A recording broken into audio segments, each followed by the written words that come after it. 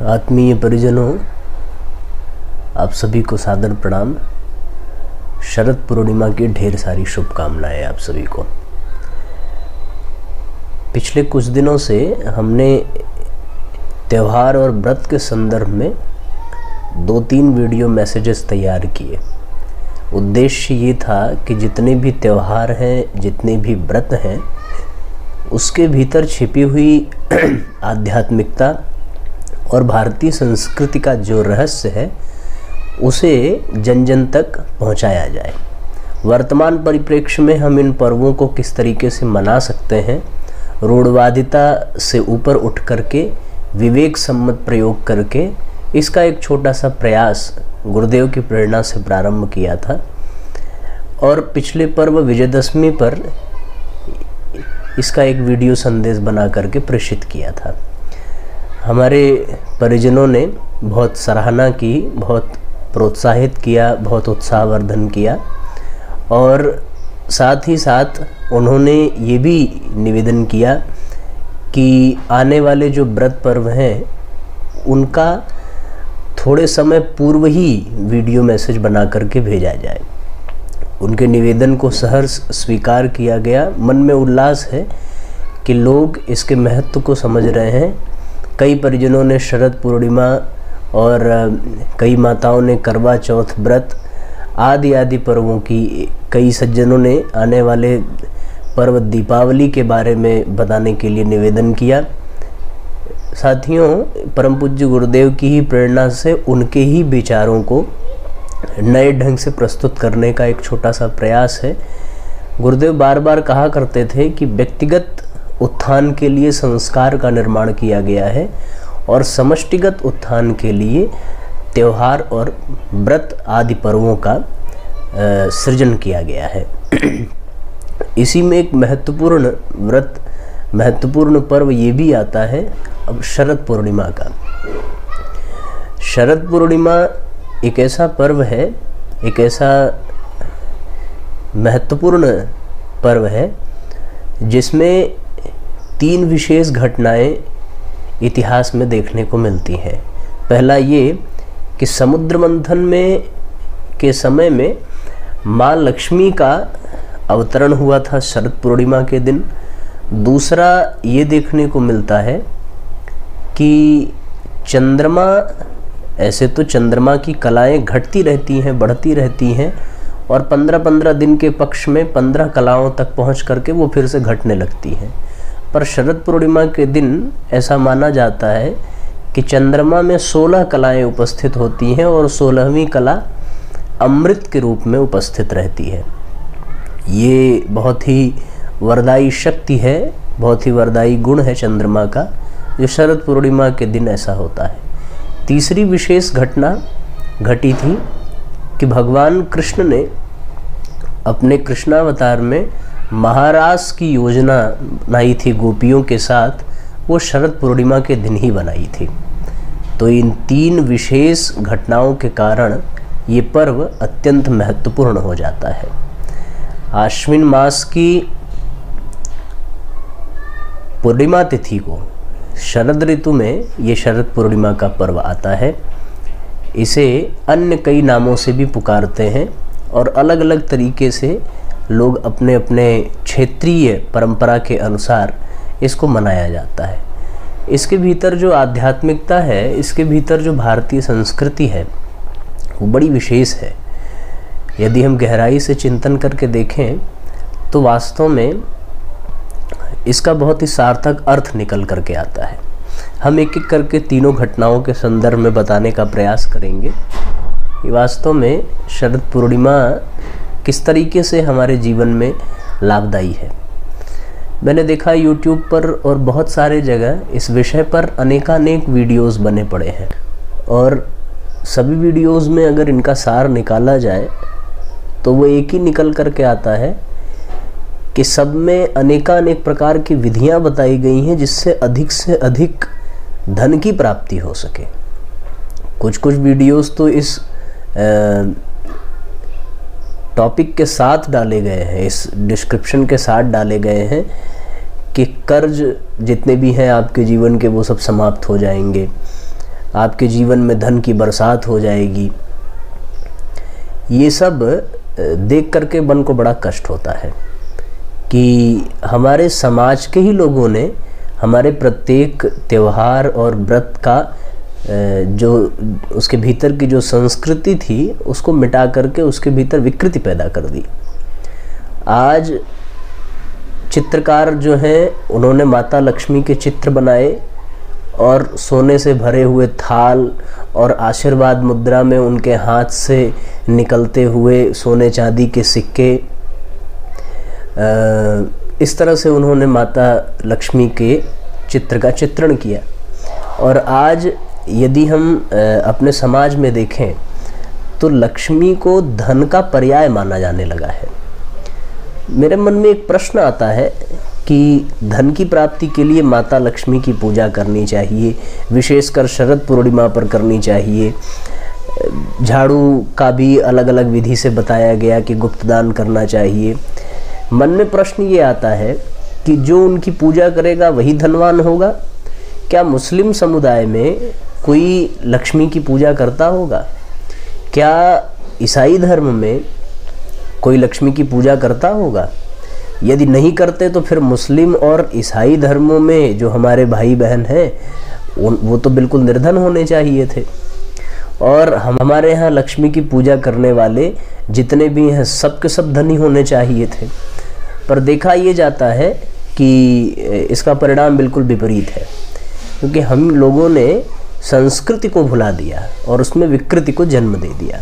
शरद पूर्णिमा पर्व को एक और नाम से पुकारा जाता है कोजागर व्रत।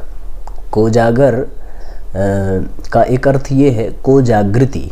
ऐसा माना जाता है कि इस दिन माता लक्ष्मी धरती पर रात्रि में विचरण करती हैं और ये देखती हैं कि कौन जाग रहा है। कोजागृति, कोजागर व्रत। यहाँ जागरण का अर्थ ये नहीं है शारीरिक दृष्टि से कि अपनी शरीर को जगा कर रखा जाए। कोजागृति का एक अर्थ ये भी होता है आत्म जागरण से। कोजागृति का अर्थ ये भी है, जागृति का अर्थ ये भी है, जो जागता है वो जागता वही है जो सदुपयोग करता है। तो यहाँ जागरण का ये अर्थ निकल करके आता है। इसका व्यवहारिक पक्ष ये है कि जो जागृत है वो सदुपयोग करेगा, जो जागृत नहीं है वो दुरुपयोग करेगा। तो यहाँ पर जब माता लक्ष्मी विचरण कर रही हैं तो व्यक्ति शारीरिक दृष्टि से भले जाग ले पर उसके भीतर धन के सदुपयोग की बात नहीं होती। और संतों ने ये कहा है कि मन को शुद्ध रखने के लिए ध्यान की आवश्यकता है, तन को शुद्ध रखने के लिए स्नान की आवश्यकता है और धन को शुद्ध रखने के लिए दान की आवश्यकता है। तो धन के सदुपयोग का, धन का सच्चा सदुपयोग हो सकता है उसका दान करना, उससे लोगों की मदद करना, अपने आवश्यकता के अनुसार उसका अपने जीवन में खर्च करना, शेष बचा हुआ मितव्ययिता पूर्वक खर्च करने के बाद शेष बचे हुए धन को समाज कल्याण में, दूसरों के उत्थान में लगाने का प्रयत्न करना। जागरण का ये अर्थ है। तो माँ लक्ष्मी ये देखती हैं कि कौन शारीरिक दृष्टि से जाग रहा है, ऐसी बात नहीं है। वो देखती हैं कि किसने धन का सदुपयोग किया है। पर आज के समय में धन का सदुपयोग करने की तो छोड़ दें, हम लोग देखते हैं कि संग्रह करने की प्रवृत्ति, संचय करने की प्रवृत्ति लोगों के भीतर बढ़ती जा रही है। अपने लिए संचय करने की प्रवृत्ति, अपने आने वाली पीढ़ी के लिए संचय करने की प्रवृत्ति, संग्रह करने की प्रवृत्ति। लोग देना भूल गए हैं, सिर्फ और सिर्फ इकट्ठा करना जानते हैं। और लक्ष्मी का सवारी जो है वो उल्लू है। जिसके पास अधिक दौलत हो उसे उल्लू की तरीके से रात में नींद नहीं आती। वो रात भर जग करके बस अपने दौलत की ही रक्षा करता है। तो जागरण की दृष्टि से तो वो ऐसे ही जाग रहा है। जिसके पास अधिक धन हो वो उसकी सुरक्षा की चिंता करेगा तो रात भर जगेगा ही।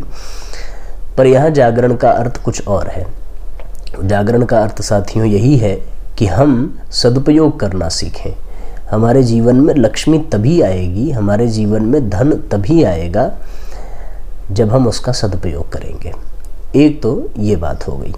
दूसरा है, भगवान ने जो महारास रचाया था, भागवत में तो इसकी बड़ी विस्तृत व्याख्या मिलती है। कई कई संतों ने सैकड़ों भाव इस प्रसंग पर व्यक्त किए हैं, पर सबका सार निकल करके यही आता है कि गोपियाँ जीव हैं और कृष्ण ब्रह्म है। तो महारास जो है वो जीव और ब्रह्म का मिलन है, आत्मा और परमात्मा का मिलन है, प्रकृति और पुरुष का मिलन है। तो यहाँ ये संभावना बन जाती है शरद पूर्णिमा के पर्व पर कि हम ब्रह्म को प्राप्त कर सकते हैं, हम भगवान को प्राप्त कर सकते हैं। ये महारास का संदेश हमें मिलता है। लेकिन ये होगा कैसे? एक तीसरा प्रचलन भी हमारे समाज में शरद पूर्णिमा में देखने को मिलता है कि जब चंद्रमा अपनी 16 कलाएं व्यक्त करता है, अमृत की वर्षा करता है, तो हमारे यहाँ एक परंपरा है खीर बना करके छत पे रख देने की, छत पे रख देने की चंद्रमा की रोशनी में, कि वो खीर अमृत तुल्य हो जाए और हम उसे ग्रहण करके शारीरिक दृष्टि से भी और आध्यात्मिक दृष्टि से भी लाभान्वित हो सके। खीर का बड़ा विशेष महत्व है, इसमें कोई संशय नहीं है। पर यदि विचार करें तो खीर में तो वो ताकत है कि जिसके प्रभाव से महाराज दशरथ ने राम लक्ष्मण भरत शत्रुघ्न जैसे 4 धर्म अर्थ काम मोक्ष के रूप में निधियों को प्राप्त किया था, 4 पुत्रों को प्राप्त किया था। तो खीर का भी एक अपना महत्व है। खीर में 3 विशेष चीज़ें मिली हुई दिखाई पड़ती हैं। पहला है शक्कर, दूसरा है दूध और तीसरा है चावल।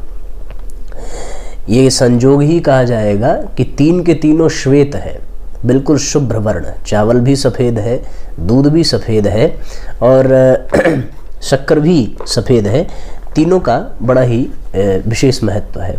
और फिर इन तीनों को अग्नि पर तपाया जाता है और तब जा कर के खीर का निर्माण होता है। विशेष बात यह है साथियों कि इसके यदि हम आध्यात्मिक पहलू को समझने का प्रयास करें तो दूध के बारे में कहा गया है, गोस्वामी तुलसीदास जी ने लिखा है कि संत हंस गुण गह ही पय परिहर वारे विकार। ये जो पय है अर्थात दूध है, ये विमल ज्ञान का प्रतीक है, श्रेष्ठ ज्ञान का प्रतीक है। और जो चावल है वो कर्म का प्रतीक है, जैसा बोया वैसा ही पाया। तो ये कर्मनिष्ठा का प्रतीक है चावल, और जो दूध है ये धर्मनिष्ठा का प्रतीक है। और फिर इसमें एक तीसरा तत्व पड़ता है शक्कर। तो ज्ञान भी हो, कर्म भी हो, पर उसमें मिठास नहीं होती। ज्ञान में भी मिठास तब आएगी, ज्ञान भी सार्थक तब बनेगा जब उसमें भक्ति की मिठास जुड़ जाए।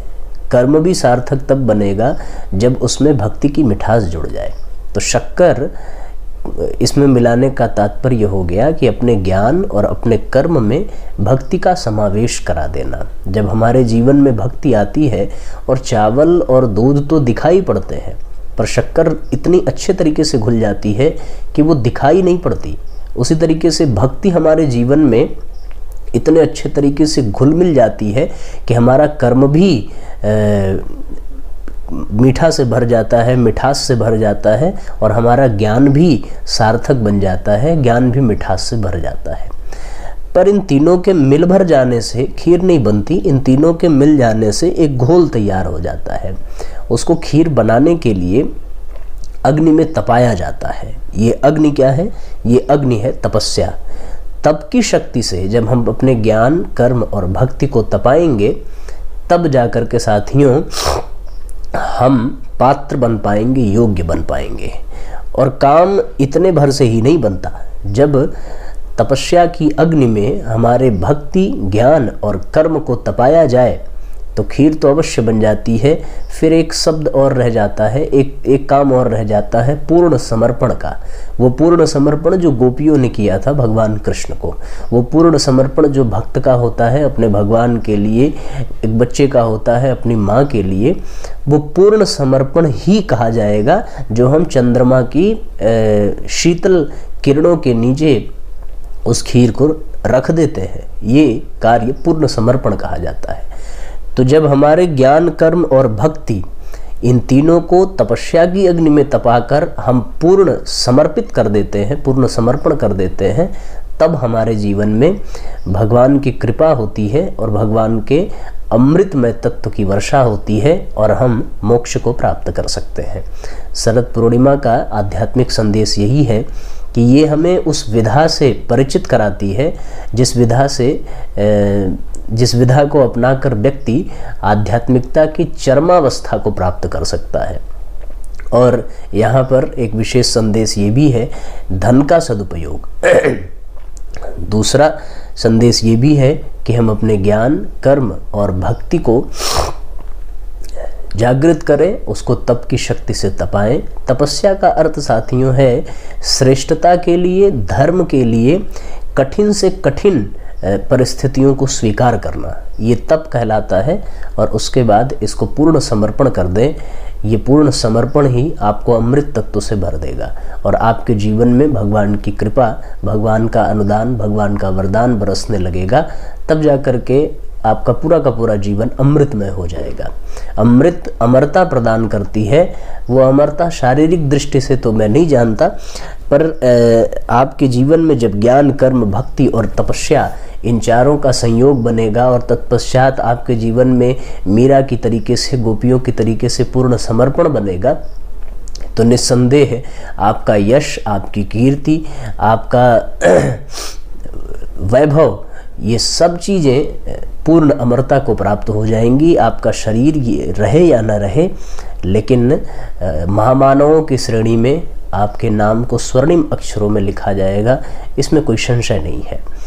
तो अपूर्णता से पूर्णता की ओर, जीव का ब्रह्म की ओर जाने की प्रक्रिया को और किस प्रकार से इसमें सफलता प्राप्त की जा सकती है, इसका आध्यात्मिक पक्ष यही है शरद पूर्णिमा का। इसे हम सबको अपने जीवन में उतारना चाहिए।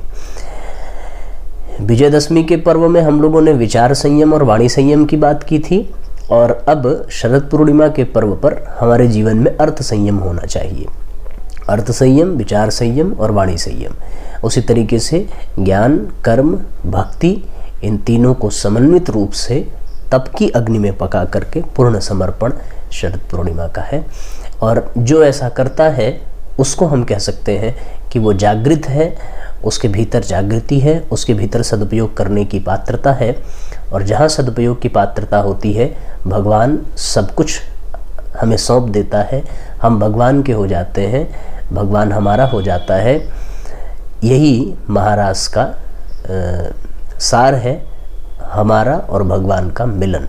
ये शरद पूर्णिमा का विशेष संदेश है। आप सभी को सादर प्रणाम, ढेर सारी शुभकामनाएं। जल्दी ही करवा चौथ के वीडियो संदेश के रूप में आपके बीच में फिर से आऊँगा।